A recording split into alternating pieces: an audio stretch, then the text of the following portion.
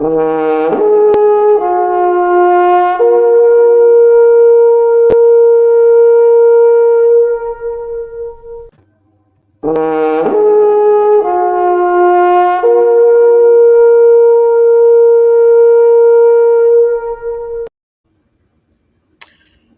everyone. Welcome. I rolled that twice because the train is going by across the pond there, and the horn was in the same key as the train whistle. I just had to hear it twice. So I'm Kathleen Nagy, the Sound Lady of thesoundlady.com, and hopefully we're broadcasting on YouTube and Facebook right now, live streaming, that is. So today it's called Grounding Goodies. And I'm going to talk about a number of things. Hopefully it's informational for you and, gives you some food for thought, and hopefully also inspirational meditations and electrons from the earth, chronic inflammation, and then a quick miracle story that I experienced after a walking meditation. So let's get started. You can leave any comments below. Hopefully I'll see them here and be able to respond. I'll try to check from time to time. So the first thing that I want to talk about here are the benefits of walking meditations. Basically, there's a whole laundry list of things that have been studied, from increasing your blood flow to improving digestion, removing anxiety and reducing anxiety. It also improves our blood sugar levels and circulation, of course. It alleviates depression, improves your general overall well-being, and I think one of the most important ones, that it improves your inflammation, which is the source of all major diseases. It's kind of the main ingredient in all major diseases. So anytime we can do something that keeps our inflammation down inside of our body, that's great. And the other thing is, walking meditations, the results of that good feeling, of that centered and groundedness, after you meditate, last a lot longer with a walking meditation versus a sitting meditation. I know I've often had the experience of having a great sitting meditation, then I stand up and walk away and that feeling is just gone. I don't know how to hold it. But if you start a sitting meditation with a walking meditation first, 10, 15 minutes of walking, and then you sit down, the walking helps you to focus, in a lot quicker with your meditation, and the whole results last longer when you get up and finally do move from the sitting meditation. So those are some good things to remember. And the reason that I'm talking about grounding is that I'm going to be doing a retreat June 24th through 26th.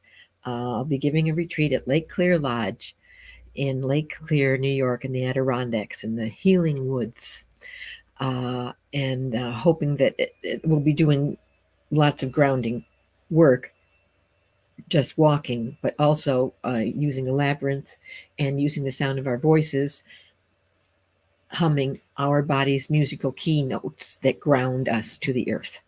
That's what the retreat is going to be about. So you can look up more about that at thesoundlady.com under the shop tab. But let's talk for a little bit about these walking meditation advantages and electrons and how that all works. So from my research, what I found out is Mother Earth is electrically charged from sunlight. Sunlight creates its positive and negative electrons in the ionosphere, 60 miles up above the earth. And when there are lightning storms, that's when the negative electrons are deposited into the earth. So we have the positive electrons that stay there, 60 miles up, and the negative electrons that come down onto the earth's surface. So when you touch the earth with your hands, with your feet, you're collecting electrons from the sun. I'll get into why that's important in a moment. But standing for 15 minutes, just standing or walking through the grass in your bare feet for 15 minutes will charge up your electron stores for the day, which will be, protecting you from inflammation. The electrons, they actually kind of coat the outside of the red blood cells, so that the red blood cells can kind of repel each other and they don't clump. It makes it harder, for them to stick together, and so it's easier for the heart to pump the blood. The blood pressure goes down, and all kinds of cardiovascular issues kind of, go away, and systems go into balance. And I mean, inflammation is one of those things that you can have in your body without even knowing it. There's a chronic inflammation pattern that happens. I want to explain it in as simple, terms as I can, so that we can understand why. Even though we might think, oh, I don't have to worry about inflammation. Maybe there is inflammation going on and you don't even know about it. So to understand a little bit about how the chronic inflammation cycle just keeps repeating itself, starts with collagen.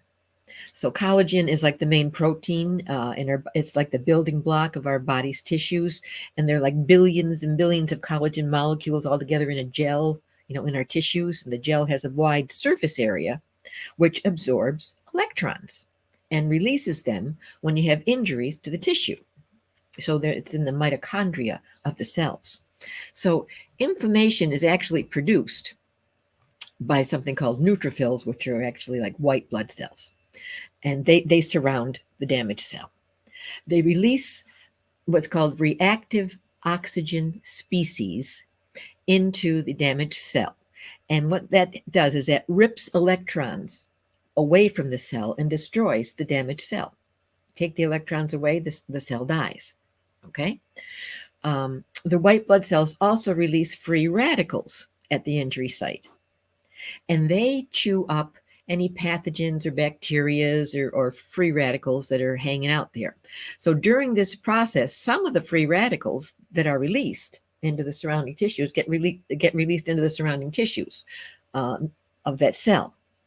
And if we're not properly grounded to the earth, and there aren't enough free electrons there to reduce the remaining free radicals, what happens is the white blood cells then steal an electron from healthy cells, and in the process they damage that cell, and then the message goes out to the immune system to send more neutrophils, and the whole process kind of repeats again, right? So during the process, free radicals are released into the surrounding tissue during the process of cleaning up an injured tissue, right?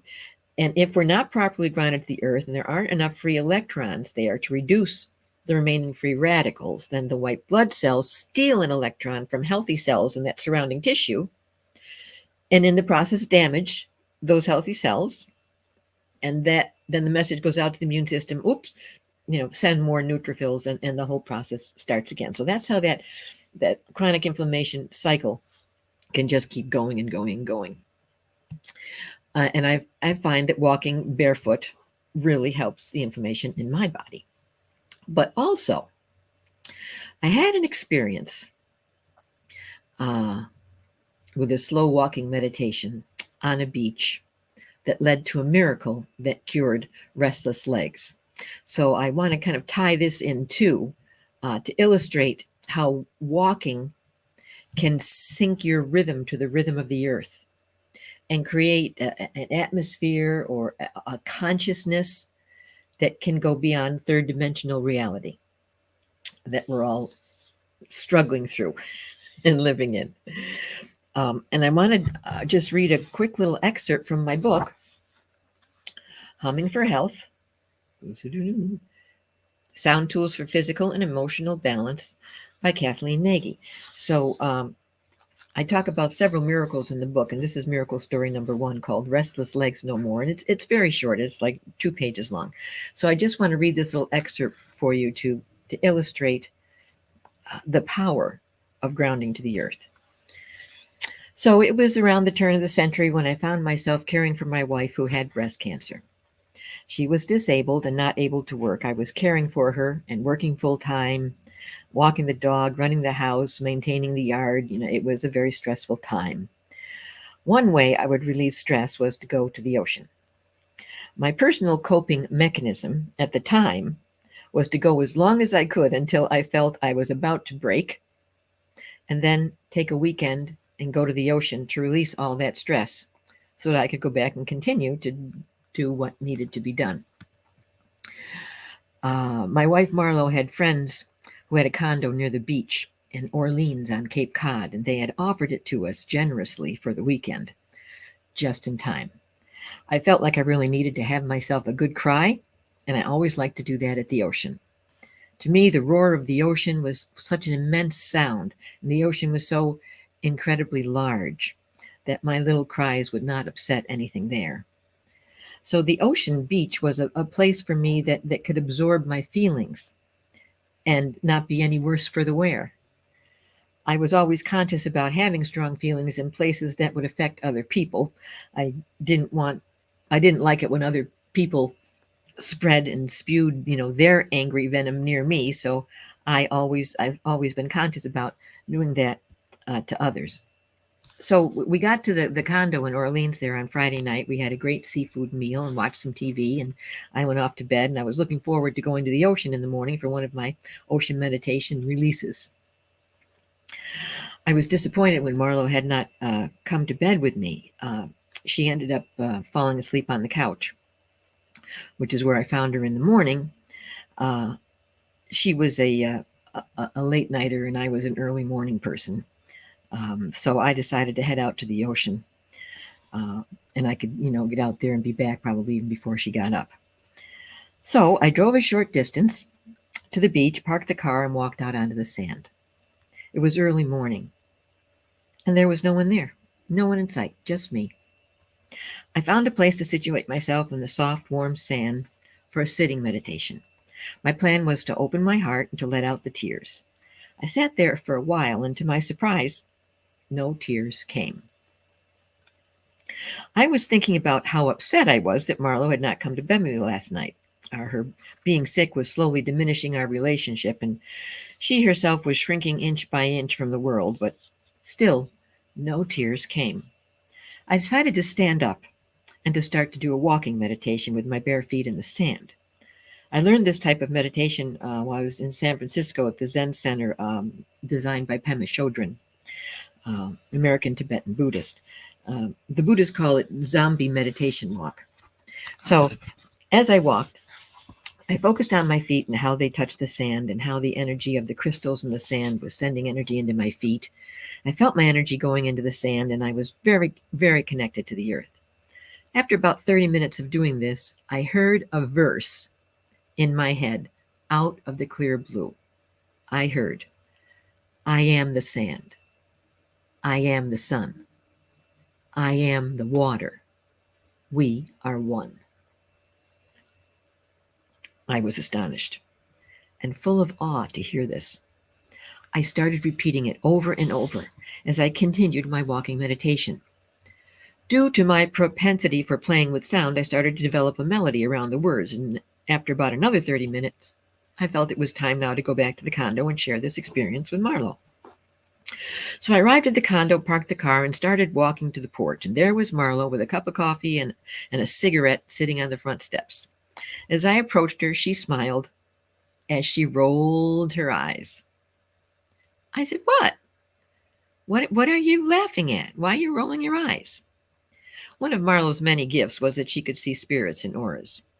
She says to me, you brought a whole parade of spirits with you back from the beach. They're following you like the Pied Piper, all in a line behind you. I smiled and said, great.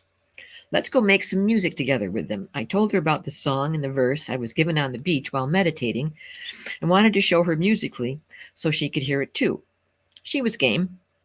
We both went into the condo to get a drum, and on the way, I asked her why she had not come to bed the night before, and she said she was having one of her bouts of restless legs and didn't want to wake me. Okay, so now I really felt bad. She was actually being considerate by not coming to bed, and I had taken it like she would rather be watching TV.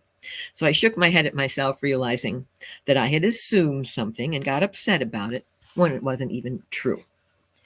So we sat down with our drums and we started improvising the words and rhythms and melodies of the verse. I am the sand, I am the sun, I am the water, we are one. And we engulfed ourselves in this concept of oneness that the verse related with singing and drumming. We probably for about 20 minutes, and then she stopped. I'm having an incredible experience, she told me. I just heard in my head that I will no longer have restless leg syndrome. As she heard this, she saw energy coming out of her legs and falling onto the floor. What does it look like? I asked. Like gasoline in a puddle at a gas station, she told me, like that dirty electric blue, murky yellow color. We sat there for a while to let this sink in. My guess was that the spirits at the beach had taken a liking to me and wanted me not to be sad. They used the space that we had created with the drumming and the chanting of oneness verse to cure Marlowe of her restless legs. Just like that. Cured. She never again had restless legs. Needless to say, this perplexed her doctors. Prior to this, Marlowe had tried several medications to help with the restless legs, as it was sometimes very stressful. Her whole body would jerk, and arms and legs would flail around every 30 seconds or so, and it would last for hours until she finally could fall asleep exhausted. It was a miracle that she never experienced it again.